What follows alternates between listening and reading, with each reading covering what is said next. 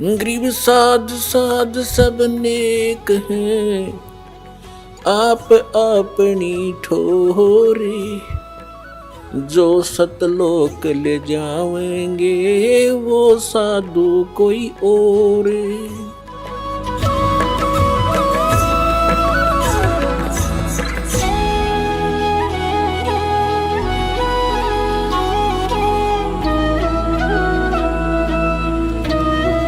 ತದನಂತರ ಮತ್ತೊಂದು ಕೃಪೆ ಆಗುವುದು ತಮ್ಮ ಮೇಲೆ.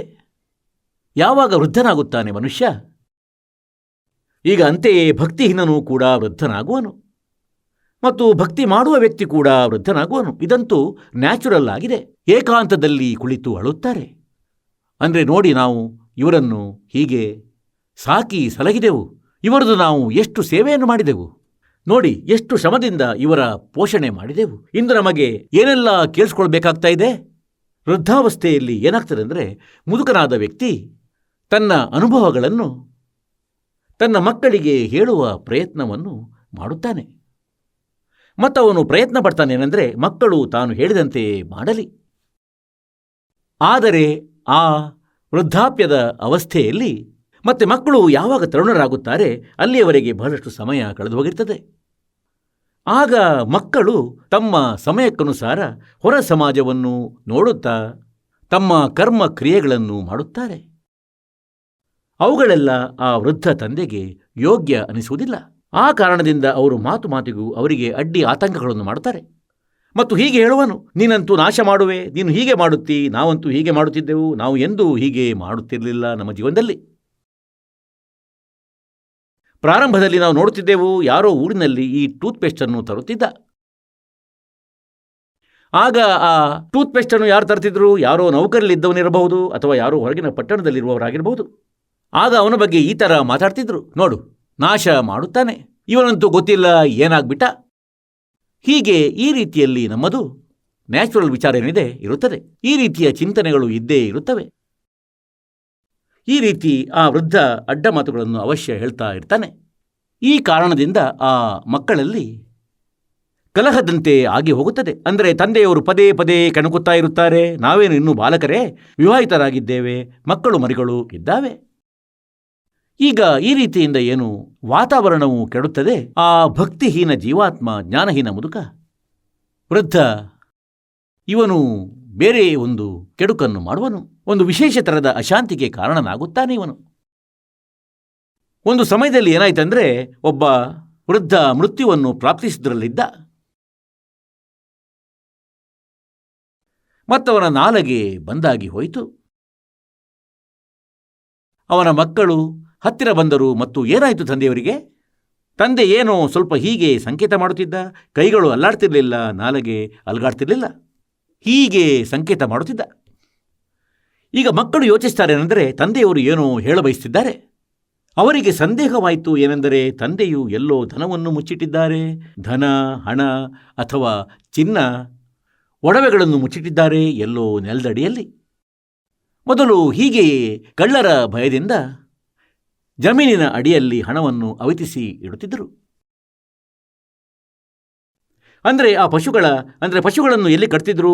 ಪಶುಗಳ ಕೆಳಗೆ ಸ್ಥಳವನ್ನು ಅಗೆದು ಗುಂಡಿ ತೋಡಿ ಅಲ್ಲಿ ಮುಚ್ಚಿಡುತ್ತಿದ್ದರು. ಮೇಲೆ ಹೀಗೆ ಮಾಡುತ್ತಿದ್ದರು, ಯಾರಿಗೂ ಗೊತ್ತಾಗದಂತೆ ಎಲ್ಲಿ ಮುಚ್ಚಿಡಲಾಗಿದೆ ಎಂದು. ಹೀಗೆ ಎಲ್ಲಿ ಪಶುಗಳನ್ನು ಕಟ್ತಿದ್ರೋ ಆ ಸೈಡಲ್ಲಿ ಹೀಗೆ ಮಾಡುತ್ತಿದ್ದ ಮುದುಕ. ಈಗ ಮಕ್ಕಳು ಯೋಚಿಸಿದರು, ತಂದೆಯವರು ಏನೋ ಹೇಳಬಯಸುತ್ತಿದ್ದಾರೆ, ಹಣವನ್ನೇನೋ ಇವರು ಮುಚ್ಚಿಟ್ಟಿದ್ದಾರೆ, ಮೃತ್ಯುವಾಯಿತೆಂದರೆ ಇವೆಲ್ಲ ವ್ಯರ್ಥ ಆಗುವುದು. ಆ ಊರಿನಲ್ಲಿ ಒಬ್ಬ ವ್ಯಕ್ತಿ ಇದ್ದ. ಅವನು ಇಂಥ ಇಂಜೆಕ್ಷನನ್ನು ಚುಚ್ಚುತ್ತಿದ್ದ. ಅಂದರೆ ಒಂದು ವೇಳೆ ಶ್ವಾಸ ಬಾಕಿ ಇದ್ದರೆ ಆತನದು, ಆಗ ಅವನ ನಾಲಿಗೆ ಎದ್ದು ಬಿಡುತ್ತಿತ್ತು. ಅವನು ಮಾತನಾಡಿ 1-2 ನಿಮಿಷ ಕಷ್ಟದಿಂದ ಮಾತನಾಡುತ್ತಿದ್ದ, ಹೇಗೋ 1-2 ನಿಮಿಷ. ಮತ್ತವನು 500 ರೂಪಾಯಿಗಳನ್ನು ಪಡೆಯುತ್ತಿದ್ದ. ಅವರಲ್ಲೊಬ್ಬ ಓಡಿ ಹೋದ. ಅವನು ಡಾಕ್ಟರನ್ನು ಕರೆತಂದ. ಅಂದರೆ ನಮ್ಮ ತಂದೆಯವರಿಗೆ ಆ ಇಂಜೆಕ್ಷನನ್ನು ನೀಡಿ ಯಾವುದರಿಂದ ಅವರು ಮಾತಾಡಬಹುದು. ಅವನು 500 ರೂಪಾಯಿಗಳನ್ನು ನೀಡು ಮೊದಲು ಎಂದು ಅದನ್ನು ಇರಿಸಿಕೊಂಡ. 500 ರೂಪಾಯಿಗಳನ್ನು ಪಡೆದು ಅದಕ್ಕೆ ತಕ್ಕ ಇಂಜೆಕ್ಷನ್ನನ್ನು ನೀಡಿದನು. ಆ ಮುದುಕ ಸರಿ ಹೋಗ್ಬಿಟ್ಟ ವೃದ್ಧ. ಆಗ ಮಕ್ಕಳೆಲ್ಲ ಹೇಳತೊಡಗಿದ್ರು, ಅಪ್ಪಾಜಿ ಹೇಳು, ಏನಾಯಿತು, ಏನು ಹೇಳ್ತಿದ್ದೆ, ಬೇಗ ಹೇಳು ಹೇಳತೊಡಗಿದ್ದಾರೆ. ನೀವೆಲ್ಲಿ ಹಾಳಾಗಿ ಹೋಗಿದ್ರಿ? ಈ ಹಸುವಿನ ಕರು ಪೊರಕೆ ತಿಂದುಬಿಡ್ತು ನೋಡಿ ನೀವಂತೂ ನಾಶ ಮಾಡುವಿರಿ ನನ್ನ ಸಾವಿನ ನಂತರ. ಈ ಪೊರಕೆಯನ್ನು ತಿಂದುಬಿಡ್ತು ಹಸುವಿನ ಕರು. ಇಷ್ಟು ಹೇಳಿ ಮುದುಕ ಪ್ರಾಣ ಬಿಟ್ಟ. ಈಗ ಹುಡುಗರು ಹೇಳಿದರು, ಅಪ್ಪ, ಈ ಪೊರಕೆಯಿಂದ ನಾವು 500 ರೂಪಾಯಿ ಖರ್ಚು ಮಾಡುವ ಹಾಗಾಯಿತು. ಈಗ ಮುದುಕ ಇಷ್ಟು ಹೇಳಿ ಸತ್ತು ಹೋದ. ಈಗ ಯಾರು ಭಕ್ತಿಯನ್ನು ಮಾಡುವುದಿಲ್ಲ ವೃದ್ಧಾಪ್ಯದಲ್ಲಿ, ಅವರ ಸ್ಥಿತಿ ಇದಾಗುವುದು. ನಾವು ಬಯಸುವೆವು ಮಕ್ಕಳಿಗೆ ಲಾಭವಾಗಲೆಂದು, ಆದರೆ ಆಗುವುದು ಹಾನಿ. ಏಕೆಂದರೆ ಆ ಸ್ಥಿತಿಗತಿಗಳು ಬದಲಾಗಿರ್ತವೆ. ಮತ್ತು ಯಾವ ಮನೆಯಲ್ಲಿ ಭಕ್ತಿ ಇರುವುದಿಲ್ಲವೋ ಅಲ್ಲಿ ಕಲಹವಿರುತ್ತದೆ. ಪರಮಾತ್ಮ ಹೇಳುತ್ತಾರೆ, मतलब के बिना कोई नहीं प्यारा, स्वार्थ के बिना कोई नहीं प्यारा, जब तक बैल चले हड़िए में तब तक डालें चारा, जब तक बैल चले हड़िए में तब तक डालें चारा, बिरध होवे जब नाथ काट दे वो घर घर लाठे खारा, स्वार्थ के बिना या कोई नहीं प्यारा.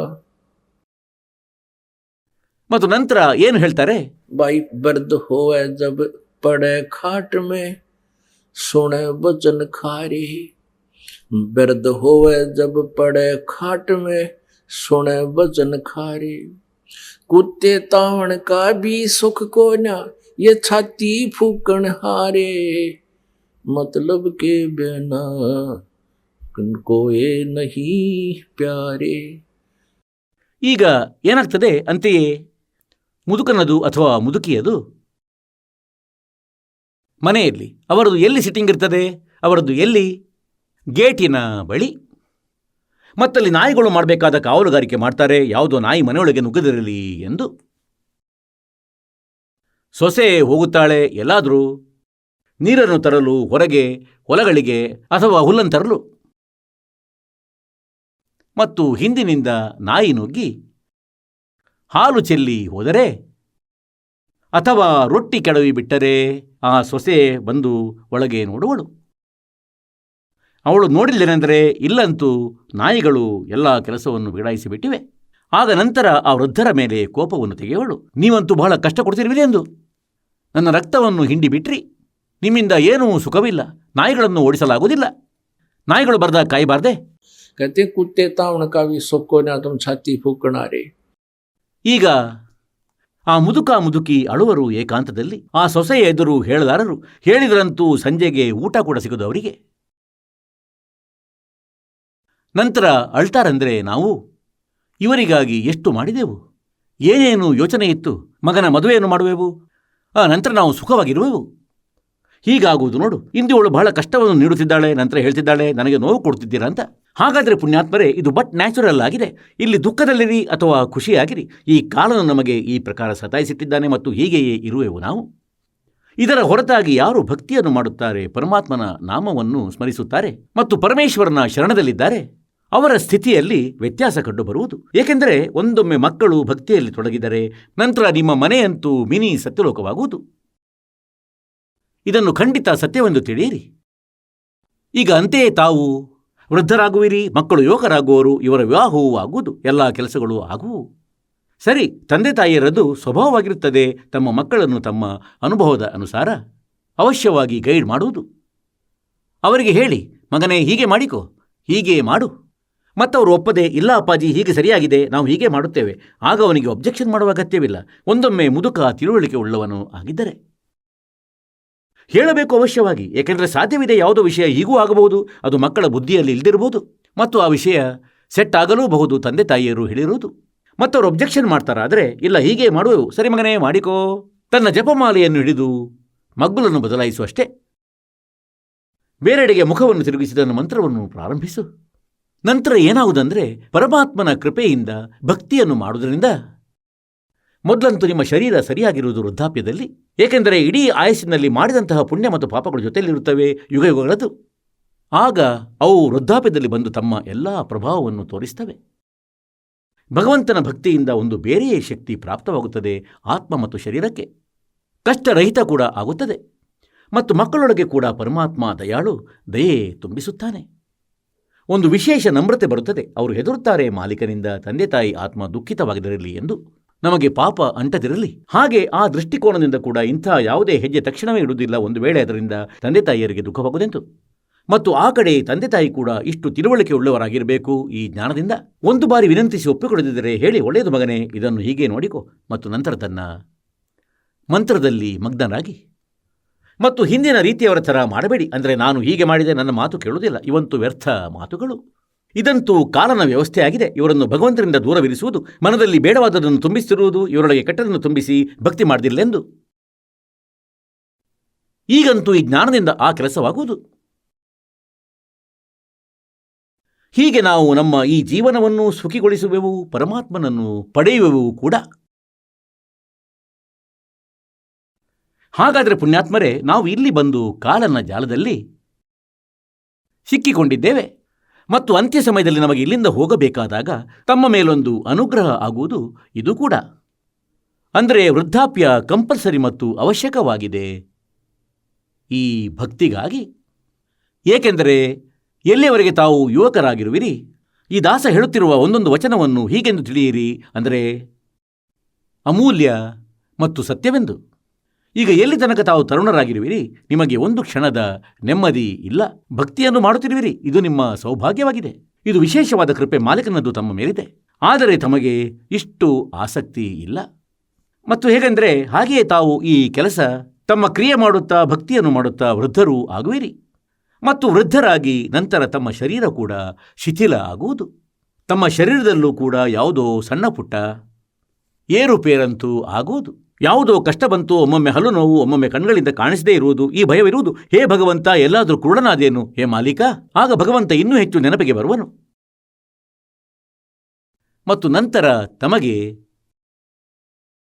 ಈ ಮಾತುಗಳನ್ನೇನು ಇಂದು ದಾಸನು ಹೇಳುತ್ತಿದ್ದಾನೆ, ಇವು ಆ ಸಮಯದಲ್ಲಿ ಎಲ್ಲವೂ ಹೀಗೆ ಆಗುವುದು. ಅಂದರೆ ರಿಜಿಸ್ಟರ್ ಮಾಡಿಸಿದ ಬಳಿಕ ಕೆಲಸ ದೃಢವಾಗಿ ಹೋಗುತ್ತದೆ. ತಮಗೆ ಈ ರೀತಿ ತೋರುವುದು ಖಂಡಿತವಾಗಿಯೂ, ಅಂದರೆ ಸತ್ಯವನ್ನೇ ಹೇಳುತ್ತಿದ್ದರು ಆ ದಿನ, ಆಗ ಸೆಟ್ಟಾಗುವುದು ತಮಗೆ ಈ ಮಾತುಗಳು. ಮತ್ತು ಯಾರಿಂದು ವೃದ್ಧರಾಗಿ ಬಿಟ್ಟಿದ್ದಾರೆ, ಭಕ್ತಿಯನ್ನು ಮಾಡುತ್ತಿದ್ದಾರೆ, ಅವರಿಗಾಗಿ ಅಂತೂ ಇದು ಇಂದೇ ಪ್ರಮಾಣವಾಗಿ ಹೋಗುವುದಂದರೆ ನಿಜವಾಗಿಯೂ ಹೀಗೆಯಾಗಿದೆ. ಮತ್ತು ಅವರು ಇನ್ನೂ ಅಧಿಕ ಭಕ್ತಿ ಮಾಡುವರು ಈಗ. ಇದಕ್ಕಾಗಿ ಪರಮಾತ್ಮ ಹೇಳುತ್ತಾರೆ ಏನೆಂದರೆ, ವೃದ್ಧಾವಸ್ಥೆ ಎಂಬುದು ತಮ್ಮಲ್ಲಿಯೂ ಬರುವುದು, ಆದರೆ ಆ ಭಕ್ತಿಹೀನ ಪ್ರಾಣಿಗಳಲ್ಲಿ ಅಥವಾ ಜೀವಾತ್ಮಗಳಲ್ಲಿ ಬರುವಂಥದ್ದಲ್ಲ. ಏಕೆಂದರೆ ಆ ಭಕ್ತಿಹೀನ ಮನುಷ್ಯನಿದ್ದಾನೆ, ಅವನಿಗೆ ಜ್ಞಾನ ಸಿಕ್ಕಿರುವುದಿಲ್ಲ. ಅವರು ಇಡೀ ದಿನ ತದ್ವಿರುದ್ಧ ಕೆಲಸ ಮಾಡುತ್ತಿರುತ್ತಾರೆ. ಒಬ್ಬ ಭಕ್ತ ಹೇಳುತ್ತಿದ್ದ, ಅಂದರೆ ನಮ್ಮ ಊರಲ್ಲಿ ಒಬ್ಬ ತರುಣ ವ್ಯಕ್ತಿ ಇದ್ದ, ಅಂದರೆ 30-40 ವಯಸ್ಸಿನವನಾಗಿದ್ದ. ಆಗ ನಾವು ಆವತ್ತಿನಿಂದಲೇ ನೋಡುತ್ತಿದ್ದೆವು ಅವನನ್ನು. ಗಲ್ಲಿಯಲ್ಲಿ ಹೋಗುತ್ತಾ ಇರುತ್ತಿದ್ದ, ಮತ್ತು ಎಲ್ಲೋ ನಾಯಿ ಕುಳಿತಿರ್ತಿತ್ತು ಅಸಹಾಯಕವಾಗಿ, ಮುದುಡಿಕೊಂಡು ತನ್ನ ಇಚ್ಛೆಯಂತೆ.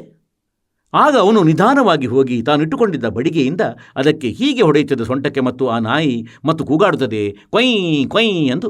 ಮತ್ತವನು ನಗುತ್ತಿದ್ದ.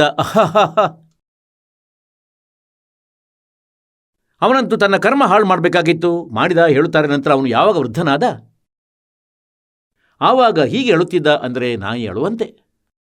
ಅಂತೆಯೇ ಆ ನಾಯಿ ಅಳುತ್ತಿತ್ತು, ಯಾವುದಕ್ಕೆ ಅವನು ಬಡಿಗೆಯಿಂದ ಹೊಡೆಯುತ್ತಿದ್ದ ಕಾರಣವಿಲ್ಲದೆ. ಹಾಗೆಯೇ ಅತ್ತತ್ತು ಸತ್ತ ವರ್ಷಗಳ ತನಕ ಅನುಭವಿಸಿ, ಮತ್ತು ಹೀಗೆ ಕೆಟ್ಟ ರೀತಿಯಲ್ಲಿ ಅತ್ತು, ಅಂದರೆ ವಾಸ್ತವದಲ್ಲಿ ನಾಯಿ ಅಳುತ್ತಿರುವಂತೆ. ಹಾಗಾಗಿ ಪುಣ್ಯಾತ್ಮರೇ, ಪರಮಾತ್ಮ ಹೇಳ್ತಾರೆ, मन तू पावेगा अपना किया रे, भोगेगा अपना किया रे। मन तू पावेगा अपना किया रे, भोगेगा अपना किया रे।